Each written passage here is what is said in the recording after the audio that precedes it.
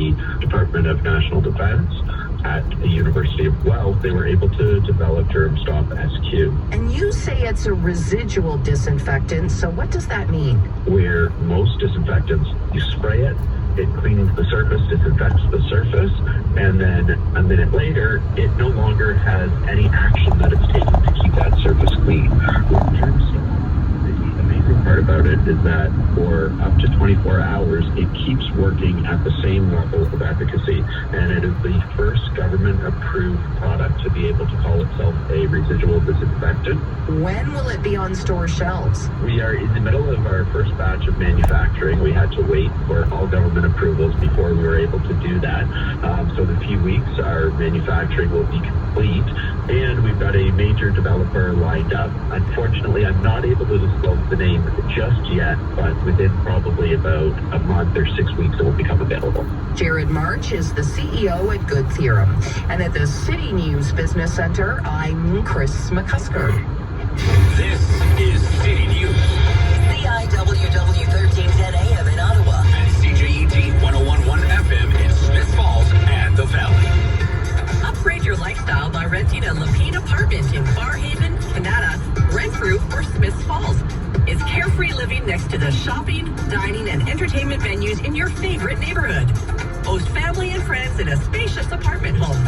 Enjoy a fitness center, saltwater pool, outdoor terraces, garden courtyards, and more. Visit LapineApartments.com or call 1-888-4-LAPINE to explore your options and start a new lease on lifestyle. Tour today. At Toyota, our vehicles have always had quality and dependability built right in. Because after you take me to hockey, I got drum lessons, then a birthday party, then karate, rock climbing. Quality means everything to us because it means everything to you.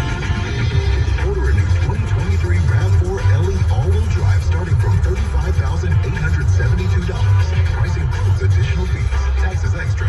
Visit shoptoyota.ca or your local Ontario Toyota dealer today. It's time to Toyota. Canada's #1 for breaking news. This is City News everywhere.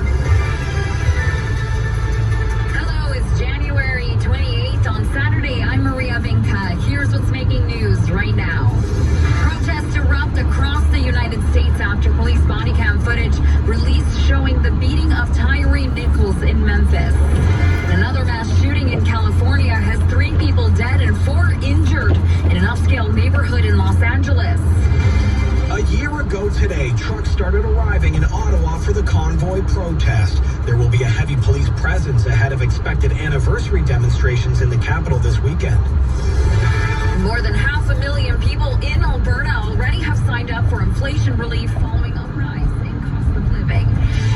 The Habs and Sens in Ottawa and the Jets and Oilers also in action today in the NHL. And the Raptors' Western road trip continues tonight in Rip City. Sports at 15. And coming up in business, Microsoft Canada has revealed the Digital Defense Report, and we speak with the Chief Security Officer about why Canada is a prime target for cyber attacks. Those stories and more are coming up in 2 minutes. You're listening to City News. I'm Tia Zemani, and here's what's making news in Ottawa, Smiths Falls, and the Valley. It's the 1-year anniversary of the convoy occupation this weekend. Ottawa police resources have already taken up their position throughout Ottawa and are ready to quickly respond to any illegal activity and any attempts to occupy the streets with vehicles. Ottawa by law is reminding residents and visitors to read and follow the posted signage for parking their vehicles, as the special parking restrictions are in fact in the downtown core this weekend. Speaking of parking, a lot of folks who got tickets during last year's occupation still haven't paid them. The city of Ottawa says there are still $141,000 in unpaid tickets.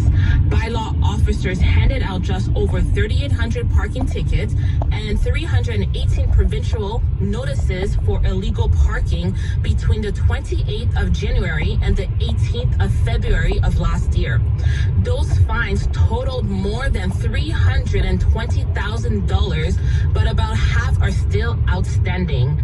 Downtown Ottawa's MP says people have the right to peacefully protest, but that Ottawa police need to make sure that any demonstrators don't repeat last year's behavior. I know there's a lot of preparation and coordination that has gone to ensure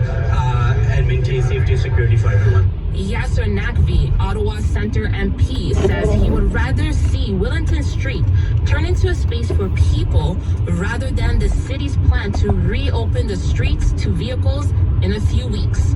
I'm Clea Demani.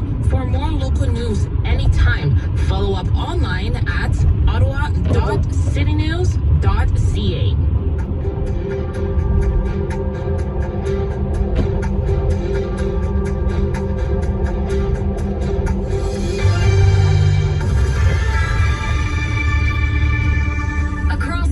People are struggling to come to grips with the videos showing 5 disgraced police officers pummeling a black man. The victim, 29-year-old Tyree Nichols, died 3 days after the confrontation with officers during a traffic stop earlier this month.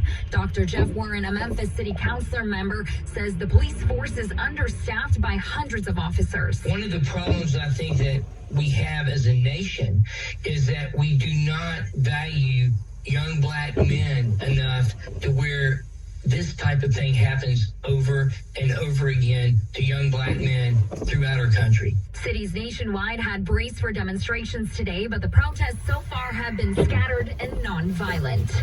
No arrests have been made in a shooting in California that has left 3 people dead and 4 others wounded. The Los Angeles Police Department has confirmed that 7 people were shot just after 2:30 this morning in Beverly Crest, an upscale Los Angeles neighborhood. Sergeant Bruce Borian of the LAPD says they are still gathering information. At this time, we know that the residence was a short-term rental, and we're still interviewing additional occupants as well as witnesses and neighbors to try to piece together exactly what happened here. It's unclear if the suspect or suspects are in custody.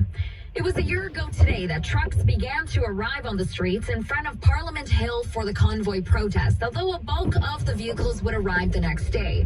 Police say they are prepared for expected demonstrations in the capital today and tomorrow to mark the anniversary. The crowd should be much smaller than last year, with authorities estimating it to be between 200 to 500 people, but the police presence will be heavy. Ottawa's new police chief is vowing to respect the right to protest, but have a zero-tolerance approach to any convoy or occupation. And if someone attempts a vehicle-based protest, then we will take action to dismantle it fairly quickly. There are parking bans, the possibility of expanding road closures, and restrictions for access to Parliament Hill. Police also have assistance from the OPP and RCMP to scale up their response if needed. Ariel Troster, the city councilor for the area, says she's confident what happened last year will not happen again, but notes for residents, there's still trauma. I can still hear the sound of the horns faintly in the back of my ear. I met residents who have permanent hearing damage. Last year's protest turned into a 3-week occupation of the capital, which only ended when the Prime Minister invoked the Emergencies Act for the first time. Cormac McSweeney, Parliament Hill. Quebec Provincial Police say a snowmobiler has died after possibly colliding with a moose close to Quebec City. Canadian press reporter Brenda Molina Navidad has the details. Police were called to the crash yesterday evening after a passerby found the man's body on a trail a few kilometers from Route 269. A 43-year-old man was officially pronounced dead in hospital. His identity has not been released. Police say early evidence at the scene suggests the snowmobiler may have hit a moose. The investigation is ongoing. The Toronto Transit Commission is immediately adding 80 more employees to move throughout the subway system each day in the wake of recent violence. The transit agency announced yesterday that additional management staff would highly visible and rotate throughout the system during peak hours. It came after Toronto police said it received 2 separate incidents on TTC yesterday evening involving groups of young people who allegedly assaulted individuals. More and more Canadians are looking for help when it comes to the rising cost of living. Our Carly Robinson says more than 500,000 people